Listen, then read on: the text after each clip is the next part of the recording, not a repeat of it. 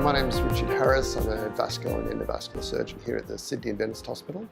An endovascular surgeon is the evolution of what vascular surgery was. So vascular surgery was an enormous specialty that dealt with all arterial and venous disease and had to do major incisions to deal with that disease.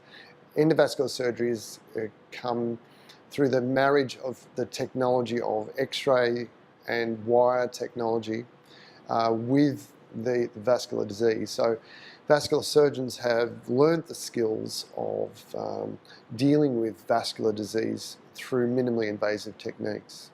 And that includes putting stents in to block off flow into arterial aneurysms, to block off abnormal flows in veins that are behaving abnormally, to open veins that are blocked off with clot, deep vein thrombosis, and to open arteries that once had to be bypassed with massive operations, now with special devices that can clean out the artery inside the vessel itself, and just through a little tiny puncture in the groin.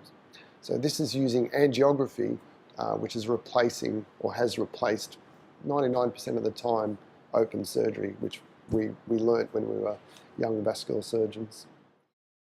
So angiography is the application of X-ray and contrast imaging to arteries and veins. So we can access an artery very carefully under ultrasound control and place a catheter within the vessels and release some contrast into that vessel, which then lights up on our angiographic X-ray machine.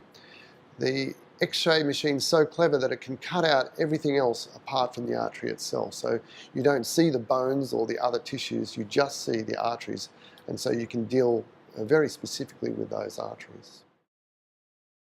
So one of the most exciting things being a vascular and endovascular surgeon over the years has been the introduction of technology, and it just comes in wave after wave after wave, and it's very exciting because every year we're seeing better techniques for dealing with things, and this is usually or very often evidence-based, and we're gradually improving on the results every year on technology after technology. So, for example, in the last 12 months where we were putting stents in blocked arteries in legs, we're now going back to cleaning out those arteries with a special device that spins around at 20,000 RPM and actually slices through the blocked vessel, slices through the atherosclerosis.